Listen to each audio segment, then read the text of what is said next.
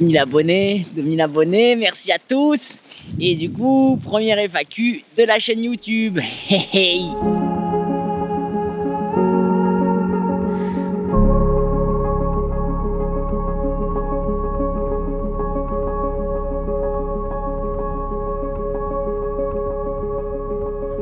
Nouvelle vidéo sur la chaîne. Aujourd'hui, j'ai essayé de répondre à vos questions. Vous avez été nombreux à m'envoyer des messages par les différents réseaux sociaux. La vidéo et les questions, je vais les structurer en plusieurs étapes. La première, ça va être un peu sur des questions d'organisation. Après, on va tourner vers les questions un peu plus philosophiques qui sont les plus nombreuses, que ça m'apporte le voyage, ce qui me manque le plus dans cette vie nomade. Ensuite, on va parler un peu du futur, de comment j'appréhende la fin du voyage, de ce que j'imagine faire une fois que je vais arriver au sud du Portugal et clôturer la saison 1 de cette web série. Et enfin, on finira sur quelques petites questions qui rentrent dans aucune de ces catégories. Allez, c'est parti. Première série de questions, l'organisation et la thune. Alors, première question de Jean-Michel Lamitte. Salut Eric, désireux de faire comme toi en beaucoup moins audacieux, j'ai une question. Comment procèdes-tu pour préparer tes parcours et ton orientation? De quelle application et matériel d'orientation tu utilises lors de tes étapes? Continue tant que tu le peux, fantastique. Merci beaucoup. Bon, il y a pas mal d'étapes différentes qui me permettent de faire les traces que je réalise parce que la majorité finalement des traces sont des traces fait maison. Quand je suis à l'arrêt au moment de produire les épisodes de la web série, il y a toujours une journée ou deux où je vais commencer à structurer l'itinéraire sur la suite du voyage. Donc je travaille avec un logiciel qui s'appelle Lens, c'est la société Tounav qui fait ça. C'est un logiciel qui coûte assez cher mais qui est vraiment optimal pour faire le tracé de route. Je ne vais pas rentrer dans les détails sur comment je trace mes parcours, etc. parce que ça va prendre beaucoup trop de temps et ça mérite une vidéo, si ce n'est une série de vidéos sur comment tracer un itinéraire de manière sécurisée lorsque l'on n'emprunte pas de GR. Mais globalement, il y a toujours à peu près une journée ou 2 jours où je travaille sur l'itinéraire à chaque fois que je m'arrête pour produire les épisodes de la web série. Je la transfère sur mon téléphone. À partir de là, je suis plus ou moins la trace que j'ai tracée. Et après, je parle avec les différents habitants que je rencontre sur place. J'utilise aussi énormément l'observation. Les tracés que je fais sont modifiés au fur et à mesure en fonction du terrain et de ce que je constate en direct dans la nature. Ensuite, question de Danny Brett. Vous filmez un max, quand faites-vous vos montages? Et pour changer vos batteries. Au niveau de l'énergie, j'ai une batterie assez importante qui me permet de faire les recharges, mais au niveau de la caméra et tout ça. Pour les montages, faut savoir que sur ce voyage, je ne paye quasiment jamais d'hôtel. En fait, je laisse le hasard faire les choses, c'est-à-dire que j'attends de rencontrer quelqu'un sur le voyage avec qui je m'entends bien. En général, je reste une journée ou 2 jours et si la relation se passe bien, qu'on voit qu'on a envie de rester ensemble et qu'il y a aussi la possibilité, au bout de 2 jours, je propose à la personne de rester un peu plus longtemps, comme 1 semaine ou 10 jours chez lui. Et je produis la web série sur cette période de temps. En général, la personne va aller travailler et moi je travaille chez lui et on se retrouve le soir après pour profiter ensemble. Donc c'est comme ça que j'ai produit la majorité des épisodes de cette web série, sinon l'intégralité. Et ma foi, ça marche très bien et c'est vraiment une bonne approche, je pense, pour trouver le temps de monter les épisodes, sachant qu'un épisode à peu près à monter prend 1 semaine environ. Le défaut, c'est que du coup, je suis complètement exposé au hasard, c'est-à-dire que je ne sais jamais quand je vais rencontrer quelqu'un avec qui ça va se passer bien. C'est pour ça qu'il n'y a aucune régularité des épisodes sur la chaîne. Des fois, aucun épisode pendant 2 mois, c'est parce que j'ai rencontré personne avec qui j'ai la possibilité de rester 10 jours pour monter le prochain épisode de la web série. Ensuite, alors, Serial Pompier Mick. Je suis sidéré du poids que tu portes et des risques que cela peut engendrer. Tes problèmes au dos à une époque qui ont peut-être été pour quelque chose. Quel est le poids de ton sac sans le matos vidéo? La mule, marche ultra légère, ne serait peut-être pas une idée à creuser. Qu'en penses-tu? Bonne continuation et bon trip. Alors, au niveau du poids du matériel, évidemment, ça dépend énormément en fonction de l'époque, etc. J'ai tendance à dire que je suis à 25 kg, mais en fait, c'est pas du tout vrai. Il y a des moments où je suis plutôt à 21 kg, à des moments où je suis même à plus de 25 kg. Mais il faut voir qu'en moyenne, je dirais que l'ensemble du matériel, si on oublie la bouffe, l'eau et le matériel vidéo, je dois tourner autour des 10 kg. C'est un matos qui me permet de vivre jusqu'à quasiment moins 10 degrés dans toutes les situations, dans toutes les conditions. Et donc finalement, c'est pas un poids qui est si démesuré que ça. Ensuite, il est vrai qu'il y aurait la possibilité de alléger quelque peu le matériel de randonnée pour aller vers du matériel type mule. Je pense que ça sera aussi une vidéo sur la chaîne quand je rentrerai pour parler de tous ces trucs là, parce que c'est un débat à part qui va prendre énormément de temps. Mais je suis pas très fan du matériel mule, en particulier de mon utilisation. Le matériel, c'est la première source de dépenses de ce voyage. C'est aussi un temps extrêmement considérable à gérer les problèmes de matériel, à attendre que le matériel arrive, etc. Et aussi le matériel pollue énormément. La meilleure manière de ne pas polluer avec le matériel en le changeant régulièrement, c'est d'avoir du matériel robuste. Du matériel robuste, c'est du matériel qui pèse plus lourd. Et j'assume totalement ce fait-là. Voilà pourquoi, par exemple, j'ai un pantalon Gore-Tex, c'est mon unique pantalon. Donc j'ai pas la myriade d'affaires. Mais le pantalon que j'utilise, c'est un pantalon robuste que j'ai depuis 6 mois et qui, même s'il a quelques traces d'usure, c'est un pantalon qui dure. Et ma foi, je crois que c'est vraiment sur cette optique-là que j'ai envie de me tourner en termes de matériel. Après, bien sûr, ce qui pèse, surtout, c'est le matériel vidéo. J'ai quasiment le même poids de matériel vidéo que le poids du matériel de randonnée. Ça a été un choix à un moment. Il y aurait sûrement des modifications à faire pour alléger l'ensemble, etc. Maintenant, le matériel vidéo coûte un bras. Et de manière générale, philosophiquement aussi, j'ai tendance à assumer le matériel et les choix que j'ai tendance à faire, de les tenir jusqu'au bout. Et une fois que le matériel est usé, là, je peux décider à changer de stratégie ou pas. C'est également un moyen pour pas sombrer dans une soif consumériste. Et ma foi, voilà, acheter du matériel, assumer les choix qu'on a fait et changer ces choix-là quand le matériel est en fin de vie, ça me semble la meilleure optique pour essayer de polluer le moins possible et d'avoir le moins d'impact pour l'environnement. Voilà, alors, question suivante. Question de Jean-Jacques Gauthier. Même si je peux vous poser cette question qui vous a sûrement déjà été posée, votre budget journalier. Donc on va parler tutune. Alors je vais pas donner un budget journalier parce que à mon sens ça veut pas dire grand chose parce que ça dépend des jours en fait. On va dire que le budget bouffe représente à peu près 40-50 € par semaine. Bien sûr ça change en fonction du nombre de réa pro, en fonction du pays où je me situe. En Espagne ça coûte beaucoup moins cher que la nourriture en France par exemple. Sur ça va se rajouter les dépenses un peu occasionnelles mais qui sont régulières comme la poste par exemple.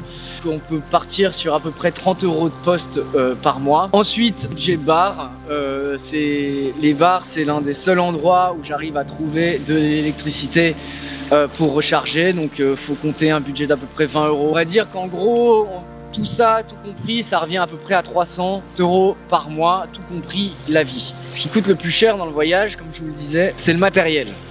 Alors, il peut y avoir 2 mois sans dépenser rien du tout, mais par exemple là, ma veste est cassée, il va falloir que je rachète une veste Gore-Tex, donc ça va au minimum me coûter 250 €. Et en fait, quand on fait la somme du matériel vidéo qui pète, de la tente qui pète, de tous ces trucs-là, je sors très régulièrement, on va dire, un budget d'entre 200 et 250 € par mois, quasiment tous les mois. Donc voilà, c'est quasiment autant le prix que je dépense pour le matériel que le prix que je dépense pour le reste de ma vie. Enfin, il y a le coût de cette web-série. La web-série coûte aussi pas mal d'argent parce que il faut payer au minimum les disques durs. Chaque épisode représente à peu près 200 gigas de données que je copie sur 2 disques durs pour avoir toujours une copie au cas où il y a un problème. Et ça peut vite revenir à peu près, je dirais, 30 €, 40 € par mois. Mais à chaque fois, c'est des dépenses qui sont des dépenses tous les trimestres. Mais voilà, en gros, au niveau argent, donc je dirais que je suis en réduction massive à l'heure actuelle parce que je commence à plus avoir trop d'argent. Mais je dirais au minimum 500 € par mois. C'est vraiment à peu près le minimum pour que j'arrive à m'en sortir financièrement, quoi. Voilà, donc au niveau organisation, c'est à peu près tout et c'est déjà pas mal. Alors ensuite on va passer sur des questions un peu plus philosophiques, des questions qui m'intéressent beaucoup plus parce que c'est un peu pour ça qu'on décide de partir en montagne, pas pour tous les problèmes de matos et de merde qui arrivent tout le temps quoi. Voilà, David Carville, il a posé beaucoup de questions et qui sont pas mal intéressantes, donc on va les faire dans l'ordre. Quel est le but réel de ce périple et comment appréhendes-tu la fin? Ma foi, la liberté, c'est la manière de vivre dans laquelle je me sens le plus heureux et le plus épanoui dans ma vie. Donc je crois que le but réel de ce périple, c'est d'être épanoui et d'être heureux, quoi. Comment j'appréhende la fin? Alors, j'angoisse un peu, c'est stressant. Après, je vous avoue que je l'attends aussi un peu, cette fin de la première saison, avec le Covid, avec toutes les choses qui a eu lieu sur cette pandémie la dernière année. Je vous avoue que je suis quand même assez fatigué mentalement. C'est des départs, des arrêts, des départs, des arrêts. Il y a une incertitude constante, etc., qui fait que le voyage se rallonge énormément sans forcément avancer beaucoup. Et ça pèse énormément moralement. Songes-tu à écrire un livre ensuite? Bon, le livre, c'est une grande question, ça dépend des jours, ça dépend des semaines, ça dépend des mois. Il y a des mois, je vous répondrai que oui, j'ai l'intention d'écrire un livre en rentrant. Il y a des mois, je vous répondrai que non. Je pense surtout qu'on verra au moment du retour parce que j'ai un programme très chargé dans ma tête de ce que je vais faire en rentrant. Et je pense qu'écrire un livre va prendre un temps extrêmement considérable avec à la fois une communauté qui n'est pas encore extrêmement nombreuse, donc ce sera énormément d'énergie à mettre là-dedans pour finalement un livre qui risque d'être pas beaucoup lu. Je pose la question d'écrire un livre plus tard en continuant dans les projets futurs quand il y aura plus de monde et quand finalement il y aura un peu plus de temps aussi pour se poser. Qu'est-ce qui t'a le plus marqué? Les rencontres humaines ou les paysages? Être seul dans la nature. Il n'y a pas vraiment de plus, c'est un tout en fait. Le fait d'être seul dans la nature permet de profiter d'autant plus des rencontres parce qu'après avoir passé un mois seul, finalement les rencontres quand on est en contact avec les gens sont beaucoup plus fortes.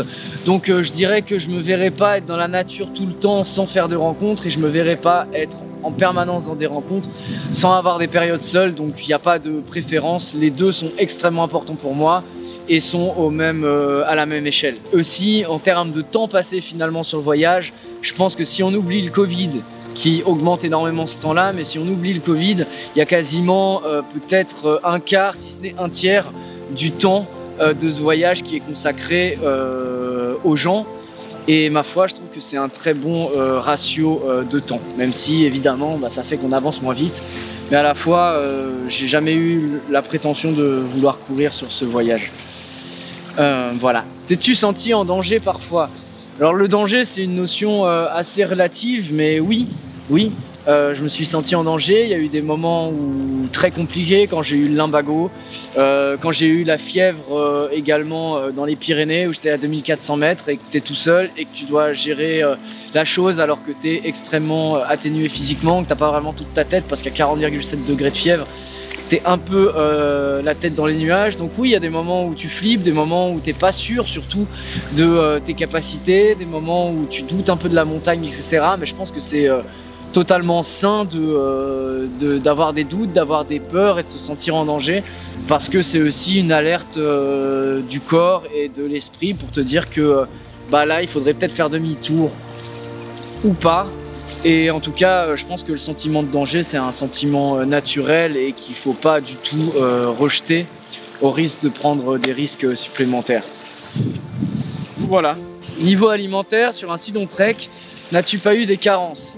Alors les carences, c'est une grande question. Je vous avoue que j'ai jamais fait vraiment de test pour savoir si j'avais des carences. Ma foi, je me sens en bonne santé. Je fais quand même relativement attention, c'est-à-dire que je mange aucun légume ni de fruits durant les expéditions parce que ça pèse beaucoup trop lourd. Mais à chaque réapprovision, qui sont à peu près tous les 5 jours, 7 jours, je mange entre 1 kg et 2 kg de fruits et légumes. Et c'est comme ça que je vois à peu près les choses pour éviter d'être en carence. Et je pense que ça marche plutôt pas mal. En tout cas, je suis en bonne santé. As-tu croisé des patous? Et est-ce que ça s'est bien passé? Alors oui, j'ai jamais trop peur des patous, jamais trop peur des animaux de manière générale. Les patous, on en fait tout un foin. Il y a effectivement des risques, on peut toujours tomber sur un patou un peu fou. Mais les patous, ils protègent leur troupeau, c'est-à-dire que si on y va lentement, qu'on fonce pas droit dans le troupeau, qu'on contourne le troupeau, qu'on y va doucement, qu'on regarde le patou, pas dans les yeux trop longtemps, mais qu'on le regarde, qu'on notifie qu'on l'a bien vu, qu'on est prudent dans nos mouvements, etc. Bah, les patous en général ils font rien, hein. Ils aboient un coup, ils s'approchent, s'ils voient que tu fais rien et que t'as pas d'attitude violente, les patous ils te laissent tranquille quoi. Après c'est plus les chiens sauvages ou les chiens qui gardent un territoire. Dans le Pays Basque c'était ça, il y en avait énormément et ça c'était beaucoup plus préoccupant parce que les chiens peuvent être beaucoup plus agressifs que les patous parce que les patous ils sont quand même extrêmement bien dressés, les bergers savent ce qu'ils font, à part 2-3 mordillements de chiens par-ci par-là et ça ferait des histoires à raconter j'imagine. J'ai jamais eu vraiment de problème avec un patou. Non. La crise du Covid a-t-elle changé ta vision du monde ou de la société? Serais-tu la même personne à la fin du trek? Et bon, tu as de quoi faire, je te laisse 2 heures. Alors oui, effectivement, cette question, je pense qu'elle mériterait aussi une vidéo à part entière, mais je dirais que non, ça va pas changer particulièrement ma vision du monde. Je suis quelqu'un d'assez optimiste dans la vie, mais assez pessimiste sur le futur. J'ai passé des années de ma vie à bosser dans l'environnement et à entendre toutes les catastrophes scientifiques qui allaient arriver dans les futures années. Donc au final, c'est pas une grande surprise. Je crois assez fondamentalement que la théorie de l'effondrement n'est pas une théorie en carton et que c'est des choses qui peuvent arriver. Donc ça fait des années que j'angoisse avec cette histoire-là et que je l'ai acceptée. Donc au final, la crise du Covid, c'est un événement parmi des milliers d'autres choses qui vont arriver. Et ma foi, est-ce que ça me surprend? Est-ce que ça a changé ma vision du monde? Non. Après, je crois que la crise du Covid, c'est l'un des premiers signes qui montre que notre espèce n'est pas capable de contrôler l'entièreté du monde et qu'en fait on est beaucoup plus dépendant de la nature qu'on ne le croit et que malgré toute notre technologie, malgré toute la capacité que notre esprit humain est capable d'inventer, bah en fait la Terre et la planète est beaucoup plus forte qu'importe les confinements, la privation de liberté des gens ou tout ça. Finalement, le résultat, bah, c'est que tous les pays du monde sont dans la merde et qu'on ne peut absolument pas contrôler ce virus. Et que croire qu'une invention scientifique ou un vaccin ou tout ça va finalement amener à régler la problématique du Covid, j'y crois pas trop. On est dans la merde. Le changement climatique, ça va être des conséquences qui vont être dramatiquement plus graves, je pense, que la crise du Covid.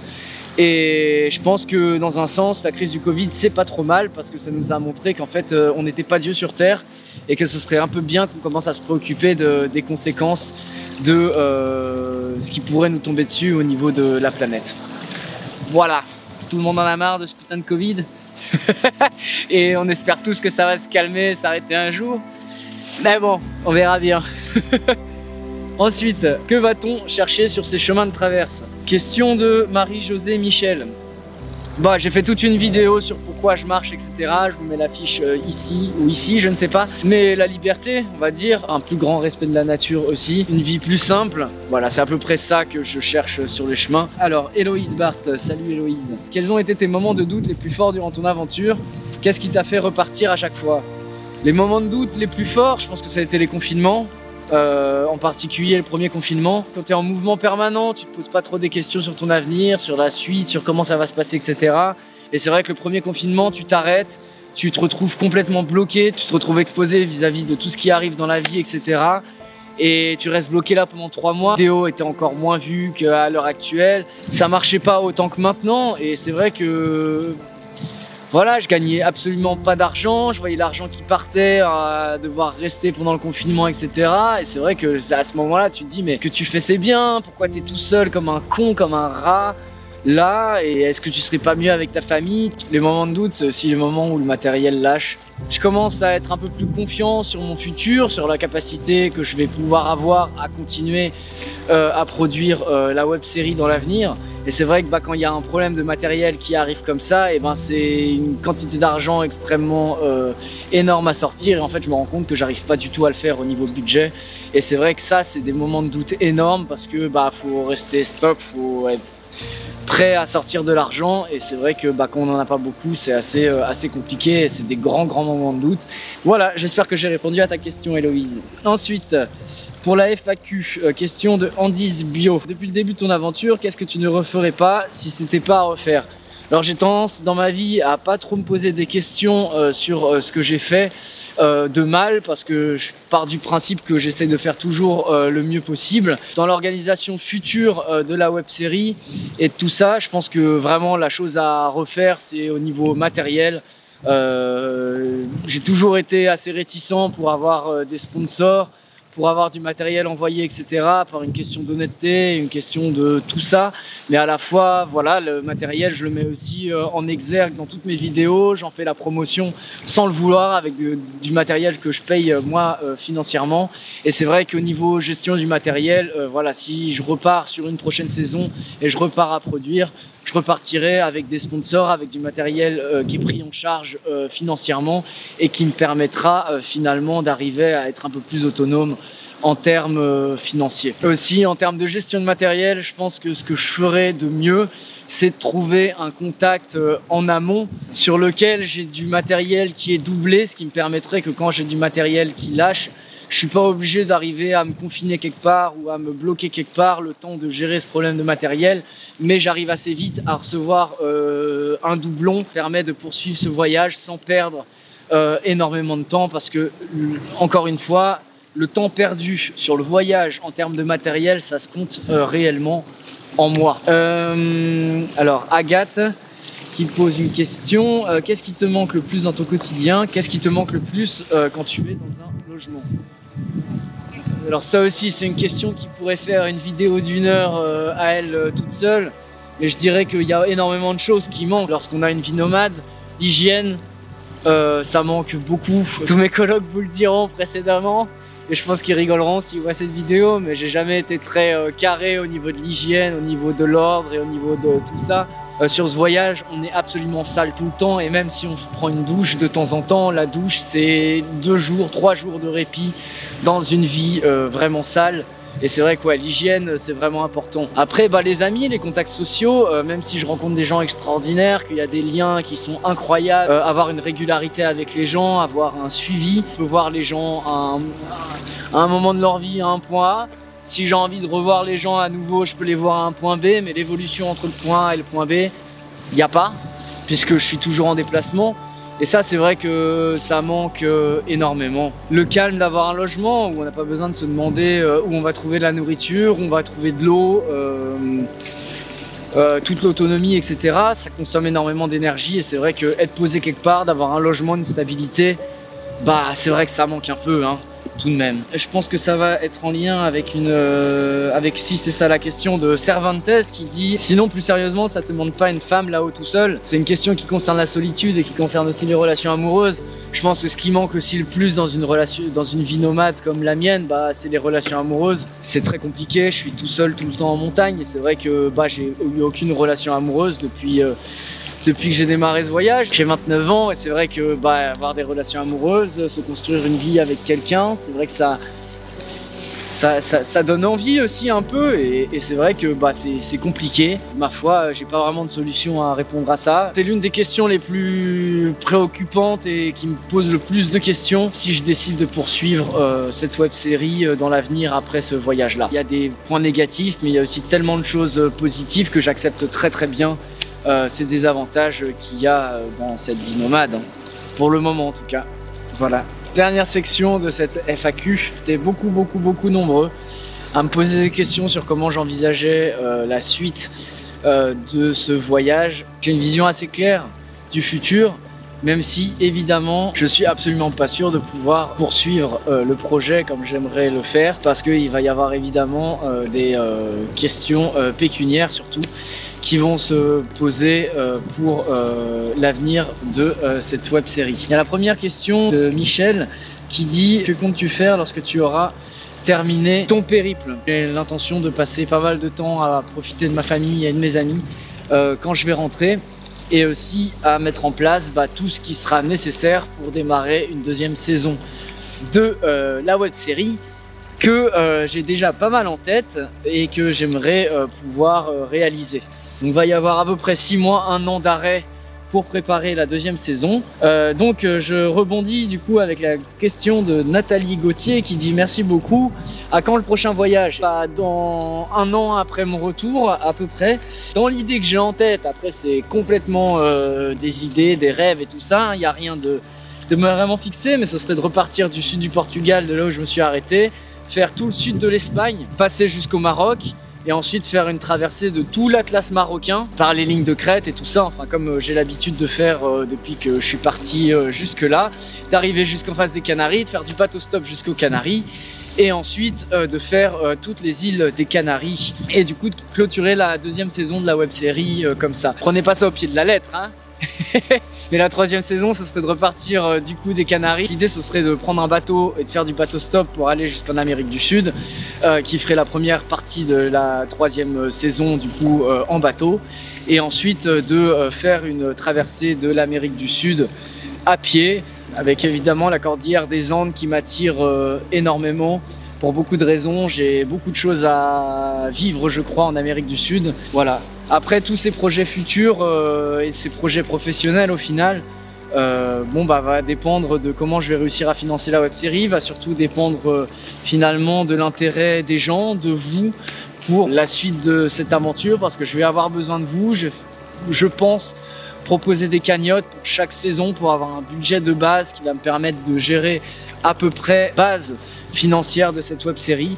Voilà, donc j'espère que vous aurez la possibilité de m'aider pour que je puisse continuer mon travail et continuer à vous proposer les images que je vous propose depuis bientôt 1 an et demi. On verra comment ça va se passer au niveau du retour et je pense que le retour va être effectivement extrêmement difficile car un futur extrêmement incertain dans le travail que je suis en train de fournir à l'heure actuelle. J'ai l'impression que ce futur et ces rêves un peu fous, complètement tarés, de continuer à faire au final un peu un tour du monde par les principales chaînes de montagne du monde, parce que c'est un peu ça le projet final que j'ai en tête et le rêve un peu de ma vie.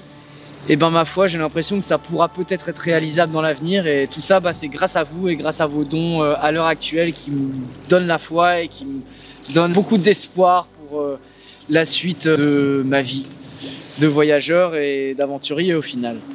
Voilà. Il y a Anso, salut Anso, qui me demande combien de kilos de Bombec depuis le départ. Bon, c'est un peu la honte, hein, mais je vous avoue que j'aime beaucoup les bonbons. Je pense qu'il y en a eu, je sais pas, peut-être 10 kilos. J'ai pas envie de savoir parce que c'est vraiment pas bien et c'est un peu la honte quoi. Ensuite il y a eu la question de Xavier Panier qui m'a demandé ce que j'avais pensé du GR5 alpin. Une autre question qui m'a demandé si j'avais préféré les Pyrénées ou les Alpes. Alors je vais répondre sur les Alpes. C'est magnifique, c'est un trajet qu'il y a à faire. Le GR5 c'est vraiment un très beau sentier de randonnée. Beaucoup plus simple que la HRP, mais ma foi je sais pas du tout comment c'est en été parce que je l'ai pas fait en été ce GR5, je l'ai fait quand il y avait absolument personne dans les montagnes. C'est quand même assez difficile, assez technique, donc à mon sens pas du tout fait pour un niveau débutant. Est-ce que j'ai préféré les Pyrénées? Peut-être, parce que les Pyrénées c'était dans un bon moment de ma vie. Je sais pas, les Pyrénées c'est beaucoup plus désert, il y a beaucoup plus d'autonomie, c'est beaucoup plus sauvage, il y a beaucoup moins d'industrie, les vallées sont plus courtes aussi, bien quand c'est sec, même physiquement je préfère au niveau de l'effort. Ça veut absolument pas dire que les Alpes c'est des montagnes à pas faire. Aller dans les Alpes c'est des montagnes absolument fantastiques et voilà ce que je peux vous dire pour GR5. Voilà, la FAQ est bientôt terminée. Voilà, je voulais juste vous dire que je suis vraiment très ému et très heureux de la relation qu'on peut avoir ensemble, de lire vos messages qui sont tous poétiques les uns comme les autres, que tout votre soutien que vous m'écrivez par vos messages est vraiment extraordinaire et je voulais vous remercier vraiment infiniment pour ça. Je vous remercie aussi pour vos dons, vraiment c'est grâce à vous que je peux continuer ce voyage. Ma foi, merci vraiment beaucoup du fond du cœur, merci beaucoup. Voilà. Ma foi, prenez soin de vous.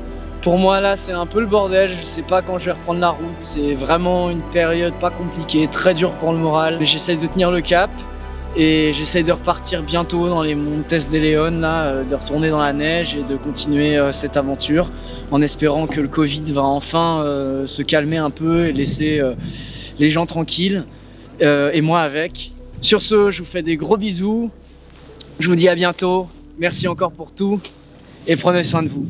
Ciao, des gros bisous et à bientôt pour la suite. Ciao.